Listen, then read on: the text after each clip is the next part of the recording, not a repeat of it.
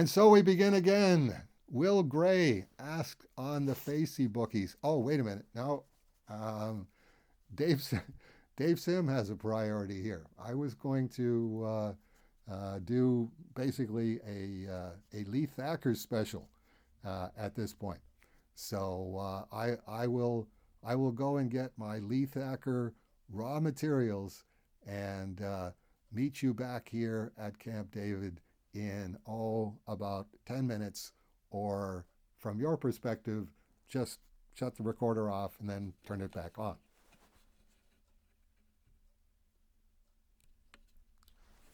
Okay, it's actually January 2nd now.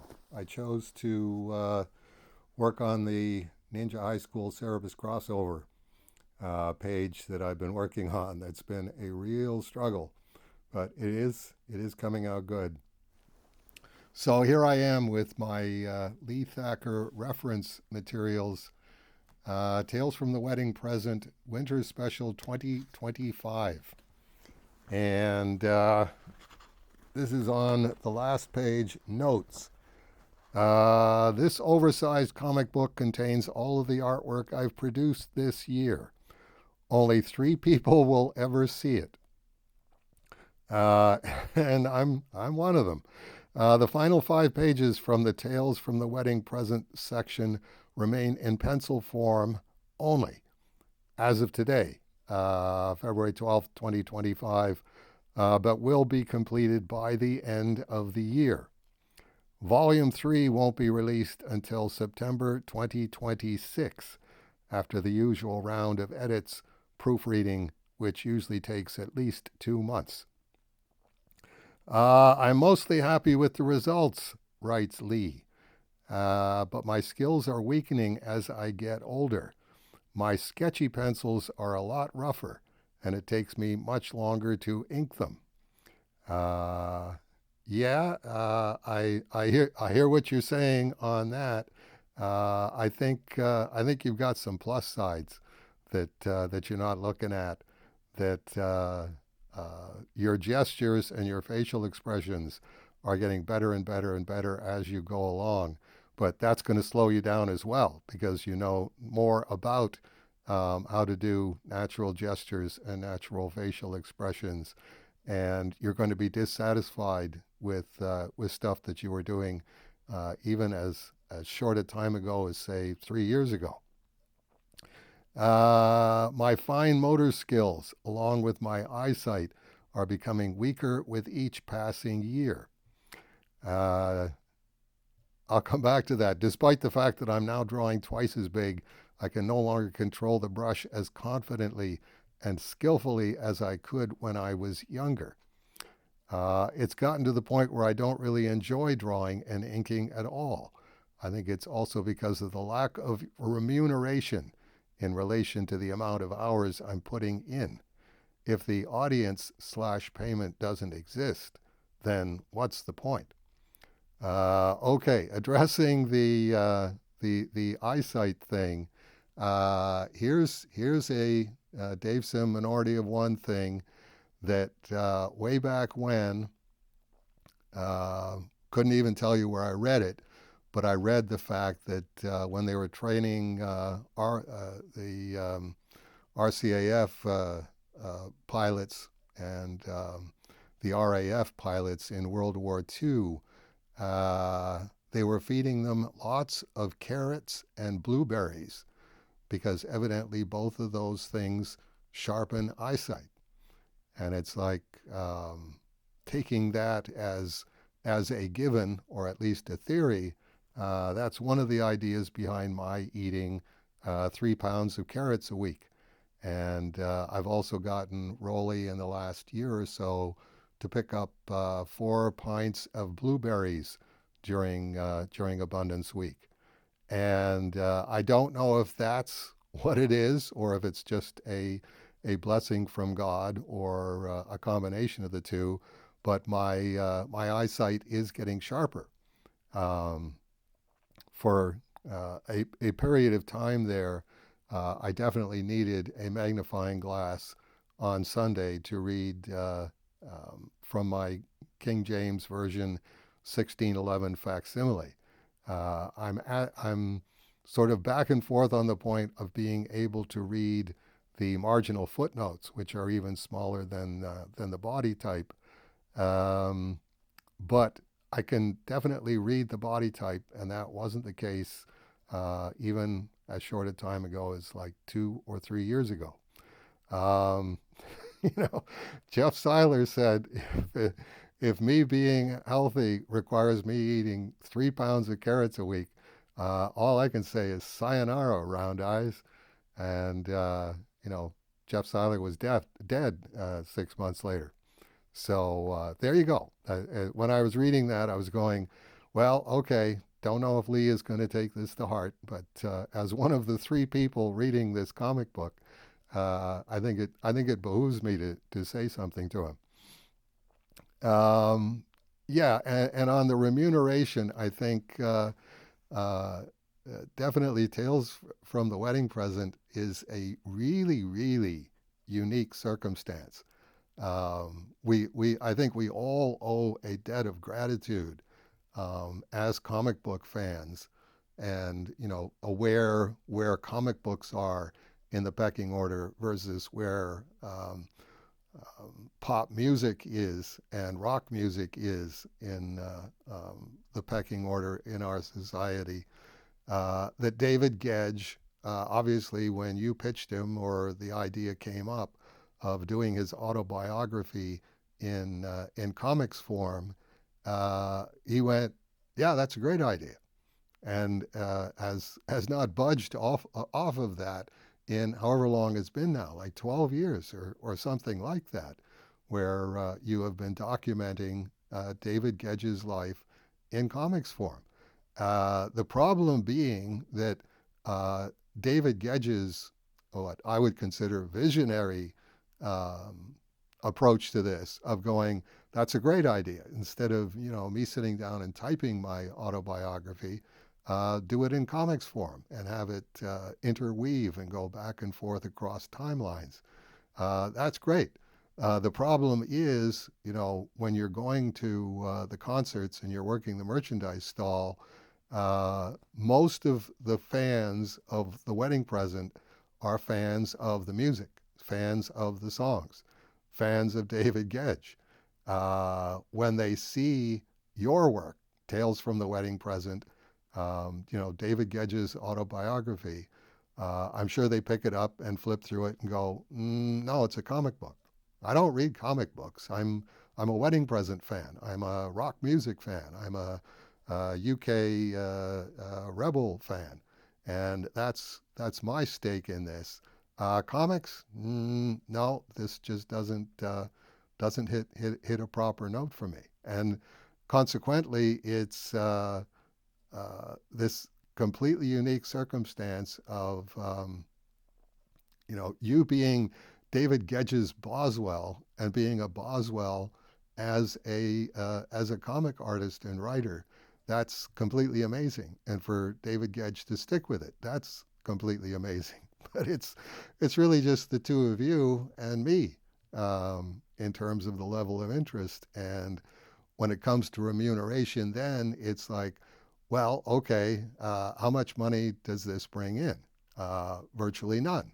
Okay, what percentage of virtually none are you interested in?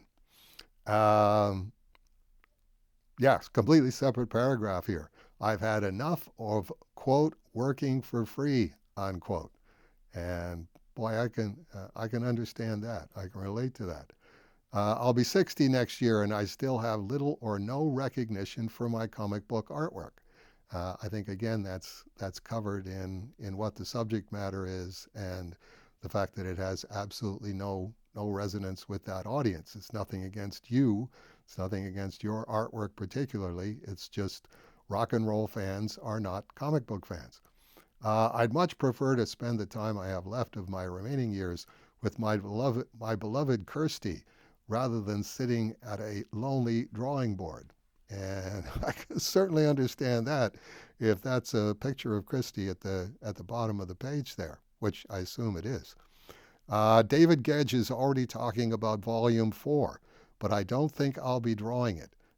He'll probably get someone else to do it, much like he replaces the musicians in his band on an annual basis. And then you go, wow, all of the above sounds mighty depressing after reading it back. But that's not what I'm trying to convey. I genuinely think I'll be a lot more content after putting away my art tools and moving on to something else. I really enjoy creating digital images, so that's probably how I'll express myself creatively from now on. But who knows? Maybe Volume 3 will finally get me some recognition and I'll actually commit to working on Volume 4. Only time will tell. Lee Thacker, December 2025. So last month, we're right here in real time. One of the suggestions I could make is if you want to keep doing Tales from the Wedding Present, try and merge digital storytelling with penciling and inking and writing storytelling, and do it the Cerebus in Hell with a question mark way. Here's I've drawn David Gedge at this age probably 150, 200 times.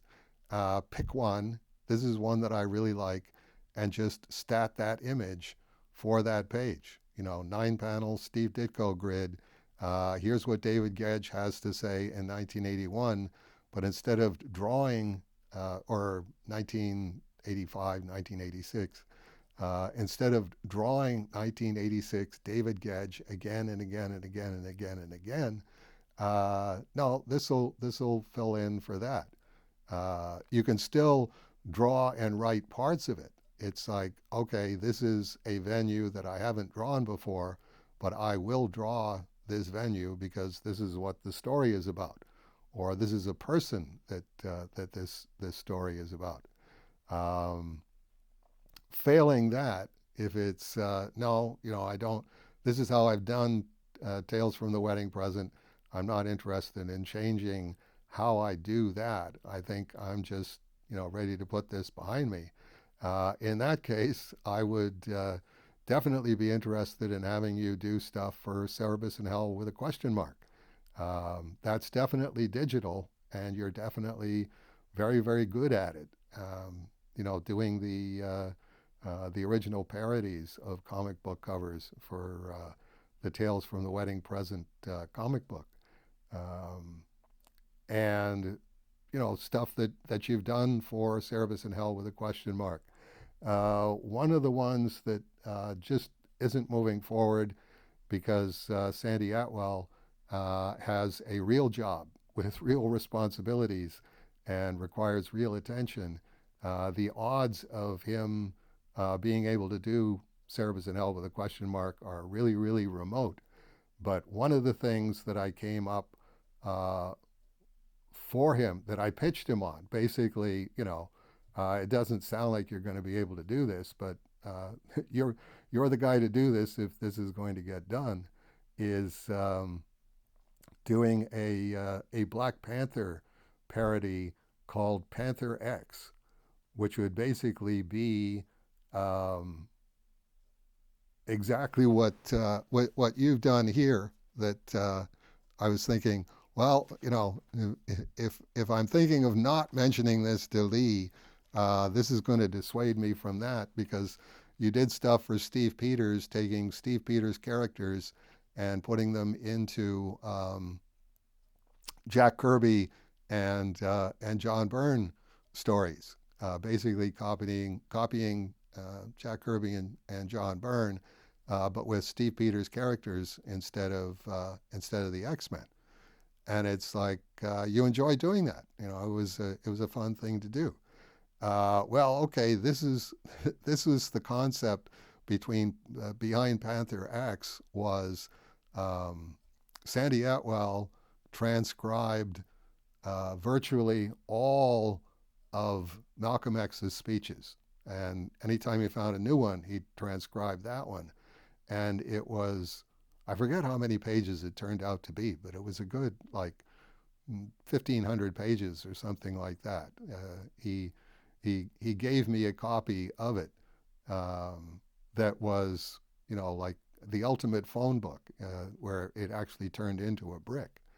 And I didn't do it on very many occasions, but I'd be over at Sandy's place, and we'd be talking, or just working on Cerebus in Hell with a question mark, or Glamour Puss, and I would just say to him, Sandy, do some Malcolm X. It's like he's got a fair amount of it memorized, and it's like do some Malcolm X, and he would sure enough just right off the bat, and it's enough to give you chills, and would give me chills, going, man, that's an amazing thing on Sandy's part, and it's also amazing source material. Everybody is terrified of Malcolm X, but I would privilege Malcolm X over Martin Luther King. Just a personal thing, that although he was a Muslim instead of a Christian, um, he seemed to me have more personal integrity than Martin Luther King did.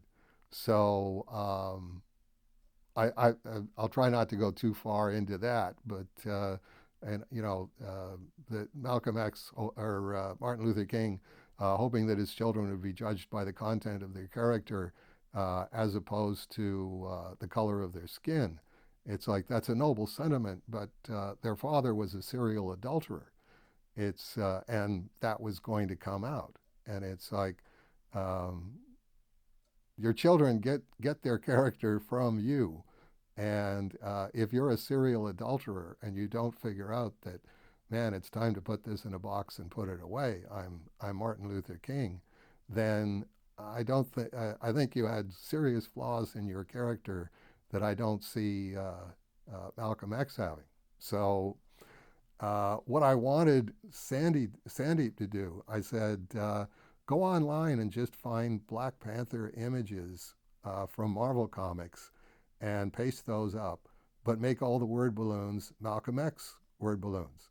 And it's going to be funny in quotation marks, but it's also going to be, a really interesting book, Panther X, as opposed to Black Panther, which was, really, really a controversial thing for Jack Kirby and Stan Lee to do at the time, um, when the Black Panthers were the Black Panthers. These were the terrorists. They weren't on the side of the law abiding to the extent that Malcolm X was and Martin Luther King were. It was, um, we we don't need no water. Let the motherfucker burn. Burn, motherfucker, burn. And that was their approach to, okay, what are we going to do as black men about what we see happening in the United States? So to actually call a Marvel Comics character the Black Panther in the mid 1960s, you're really tampering with high level comic metaphysics here. But the fact that sheer dint of personality, I think, on Jack Kirby's part, no, we're going to go ahead and do this. We're the Black Panther. I'm introducing him on this page, and this is what he says, and this is what he says. And Stan Lee looking at it and going, the Black Panther? We're going to do a character called the Black Panther? It's like, uh, probably better to just go ahead and do it. Don't go down to Uncle Martin's office, Martin Goodman, and go, okay with you if we do a character called the Black Panther? Because I think I can tell you what Uncle Marty's going to say. So that having been said, Sandy not being able to do it, you as I'm pretty sure, Lee, you're not a huge Malcolm X fan or even have very much awareness of Malcolm X. Just, read some Malcolm X quotes on online, and see what you can find. Yeah, that's a very interesting way to put that, and that's a very good way to put that. And I would be very happy to do the accompanying illustration to that. And what I'm going to do as Lee Thacker is I'm going to get my Fantastic Four reprints or originals, starting from Fantastic Four number 52, which premiered uh, the Black Panther, and just say, okay, here's the earliest Jack Kirby drawings of the Black Panther, but um, they're not relating to the text the way um, uh, the text is going to be in this. It's going to be Malcolm X, but it's just a matter of going back and forth saying, okay, this is a 4-panel page. This is a big splash page. I like this drawing that Jack Kirby did of the Black Panther, but instead of just doing it as a series of tiny panels, I'm going to make this a splash page because I would really enjoy drawing this. You will get paid. Like, you're definitely not going to get rich off of Service in Hell with a question mark, but I think I can probably safely say you will get paid more than you're getting paid for doing Tales from the Wedding Present. So I will leave it at that, because what is that running now? 21 minutes. 21 minutes, and we haven't even started. Please hold for Dave Sim.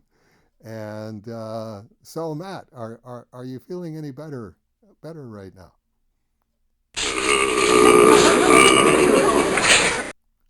Insert lurch, and it's like, I got to tell you, if you keep on with this, you're definitely going to win the award for best lurch from the Adams Family impression.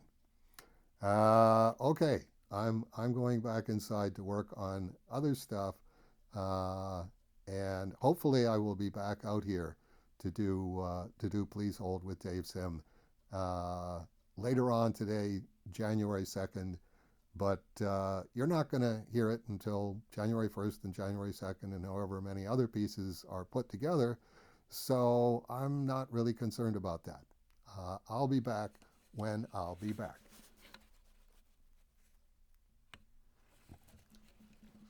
I spoke too soon.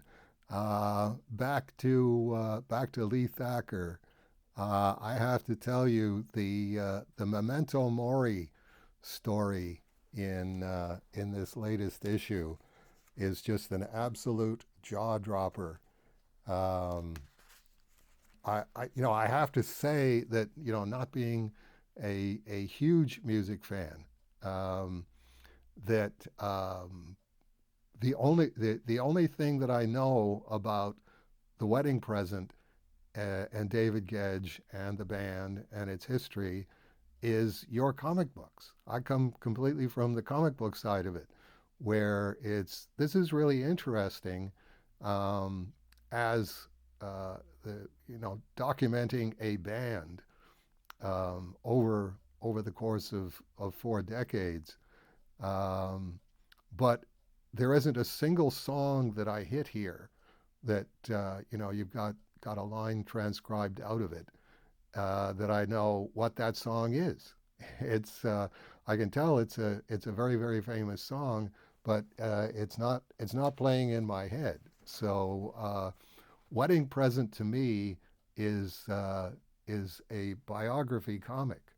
That's what Wedding Present is, and it just happens to be about a band. But the band, that's like, I'm on the other side. That doesn't hit any kind of note for me. But my favorite page, and the 12 panel grid was a perfect decision, and keeping the expression on Albini's face, um, uh, the same across each of the panels, but using different gestures was the perfect way to communicate the concept here. And it's just amazing. It's this, the lead in to that is, and Albini never takes royalties, does he? Which is unusual. Yeah, but for someone who doesn't call himself a producer, he certainly lets his opinions be known. And then I've got to read these opinions. The 12 panel grid. Well, that was terrifying. Shall we do another take? Is this where the ridiculous flute comes in? Sure, add a pointless backing vocal if you like. If you are capable of playing it better, you already would have. Why would you want to put reverb on it? We're not making a Steely Dan record here. Sure, we can fix it if you want, as if that's going to save the record. Why do you keep mentioning such shitty bands? Are you really going to sing like that? If you want it to sound like crap, we can certainly redo the drums. It's your money, but I wouldn't waste any more time on this one if I were you. Sure, we have Pro Tools set up. It's over there for when I need to take a piss. A digital audio workstation system used for sound recording. So, yeah, completely entertained by that and completely engaged by the personality of the guy who, I don't know from Adam and certainly don't know any of his work, but yes, I understand he's a genius. And then 2 pages later, he dies. And it's like, whoa, that's how the story ends with Los Angeles, May 2024, R.I.P. Steve Albini. And Terry DeCastro emailing David Gedge in Brighton. She's in Los Angeles, he's in Brighton. And I can't believe it. I feel really shocked. Me too. I've just done some interviews for Uncut, Mojo, and The Guardian. The BBC asked me last night as well, but I felt too upset then. I know, it's so sad. Yeah, it's awful news. It doesn't feel real. He died too young. I think this will resonate for a long time. Yes. And boy, I gotta say, R.I.P. Rest in peace as well, because this is the reaction of people who he basically insulted head on for all of the work that they did, where he was being an engineer, but actually a producer. And just, don't sugarcoat it, give it to us straight. He gave it to them straight. Steve Albini gave, this is David Gedge, and it's like, well, so what? We're trying to make a great record here, and yeah, if you want to do the drums again, we can, but it's going to suck. And okay, well, that's going to give you pause for reflection on. Maybe I should listen to this guy. I don't think he'd be saying this if it wasn't true. Okay, now I am done. That was another 6 minutes, but I did have to call attention to that, even though only 3 people are going to see this. That was just an amazing piece of comic book art and comic book biography. Okay, I'm going back in the house because I'm freezing to death now.